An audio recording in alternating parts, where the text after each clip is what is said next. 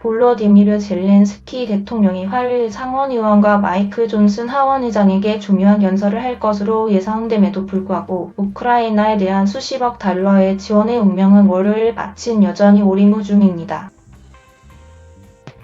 2022년 러시아가 우크라이나를 침공한 이후 세 번째인 젤렌스키 대통령이 워싱턴 방문은 민주당과 백악관인 미국 남부 국경의 주요 정책 변화에 대해 양보하지 않는 한 심지어 우크라이나에 대한 추가 자금 지원을 지지하는 공화당 의원들조차 더 이상 할 의사가 없다는 굳어진 워싱턴의 역학 구도를 바꿀 것 같지 않습니다.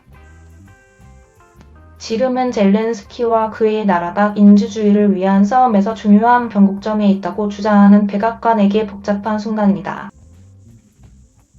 그럼에도 불구하고 수십 년에 걸친 국내 이민 문제를 둘러싼 국내적인 싸움이 빠른 시일 내에 돌파구를 마련하지 못한다면 조 바이든 대통령 행정부는 약속했던 재원을 전달하지 못할 수도 있습니다. 결론 의회가 이번 주말에 추가 지원을 통과시키지 못한 채 국경 정책에 대한 돌파구도 없이 그리고 정부 지출과 탄핵 조사 및 대선이 한창인 가시밭길에 어떻게 자금 지원이 통과되도록 할 것인지에 대한 명확한 로드맵도 없이 떠나는 것은 아닐 가능성이 높습니다. 지난주 CNN이 보도한 바와 같이 미국 행정부가 볼 때 아직 약 20억 달러의 자금을 보낼 수 있습니다. 대통령의 철수 권한에는 48억 달러가 남아있지만 그 자금은 기존의 미국 비축물자를 우크라이나로 보내는 데 사용되고 미국은 비축물자를 보충하는 데 약 10억 달러만 남아있습니다.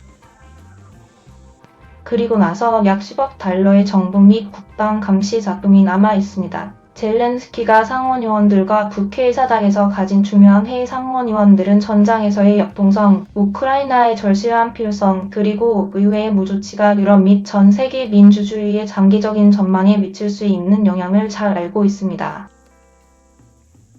지난주 기밀 브리핑의 주제이자 당 측 지도자들이 부의하지 않는 문제였습니다. 공화당의 미치 메코널 원내대표나 공화당의 존 촌 원내대표나 텍사스의 존 코닌 상원의원과 같은 다른 지도자들은 이 문제에 대해 늘 이야기하고 있지만 그렇다고 해서 국경안보가 추가적인 지원책의 일부가 되어야 한다는 그들의 견해에 별 영향을 미치지는 못하고 있습니다.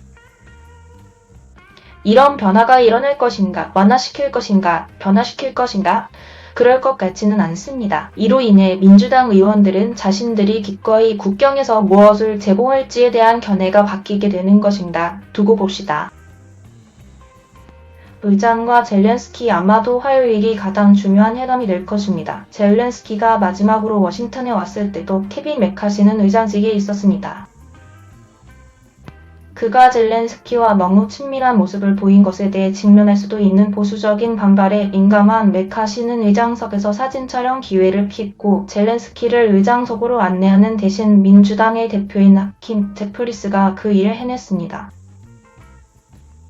불과 몇 주 후 메카시는 일자리를 잃었고 겨우 이 모든 것을 얻어냈으니 다연설자는 새로운 사람일지 모르지만 공화당 회의 내의 내부 역학 관계는 변하지 않습니다.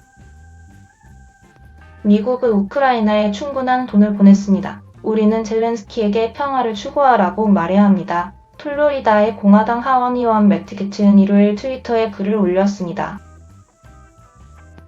존슨은 우크라이나에 대한 더 많은 원조를 지지한다는 신호를 보냈지만 상원 지도자들에게 그것을 하원에 제출하는 대가가 만만치 않을 것임을 분명히 했습니다. 젤렌스키와의 만남이 그 순간의 근본적인 역학관계를 바꿀까요? 그럴 가능성은 없습니다. 존슨은 강력한 국경보안 없이 법안을 제출할 수 없으며 심지어 그때도 수십표를 잃을 수 있습니다. 하지만 이것은 여전히 젤렌스키에게 그의 회의 내에 여전히 은혜가 있고 누가 앞으로 몇 달 안에 궁극적으로 결정할지를 결정할 워싱턴의 다른 어떤 인물들보다 더 중요한 것으로 믿고 있는 연사와 관계를 구축할 수 있는 중요한 기회입니다. 상원 협상가들은 주말 동안 계속 이야기를 했지만 만약 여러분이 일요일에 협상의 주도권을 잡았다면 여러분이 알다시피 큰 돌파구는 없었습니다. 보좌관들은 CNN에 주말 동안 큰 진전이 없었다고 말했습니다.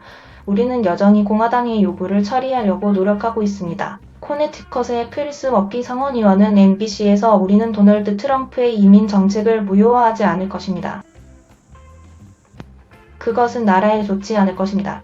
공화당의 최고 협상가인 제임스 랜포드 상원 의원은 많은 진전이 있었지만 이것을 끝내고 결정을 내리고 우리가 할 수 있는 것을 해야 할 때라고 말했습니다.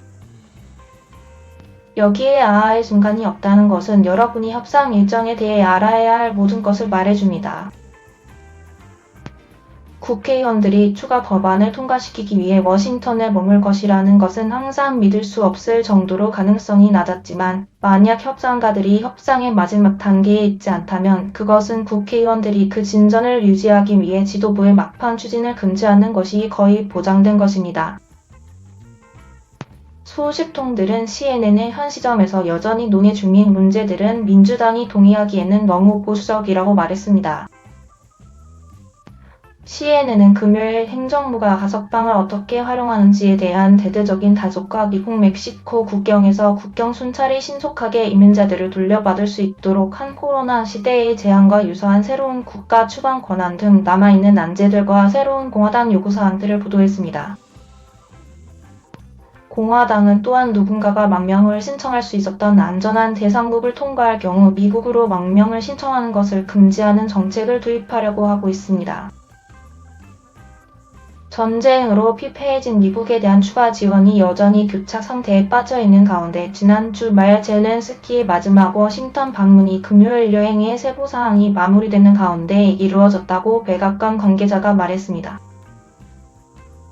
우크라이나 대통령이 아르헨티나로 여행을 준비하고 있는 가운데 이번 여행에 대한 이야기가 주 중반에 불거졌습니다. 미국과 우크라이나 관리들은 젤렌스키가 리미 같은 방구에 있을 것이기 때문에 워싱턴 방문을 진전시키기로 합의했고, 이는 백악관이 우크라이나에 대한 헌신을 보여주고 그 지원이 계속되어야 하는 이유에 대해 말할 수 있는 기회를 제공했다고 이 관리인은 말했습니다.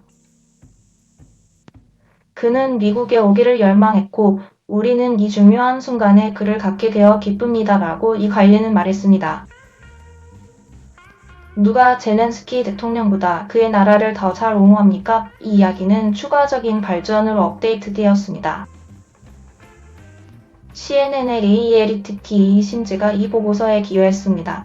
이상으로 클립뉴스였습니다. 시청해주신 모든 분들께 감사합니다. 더욱더 좋은 영상으로 찾아뵙겠습니다.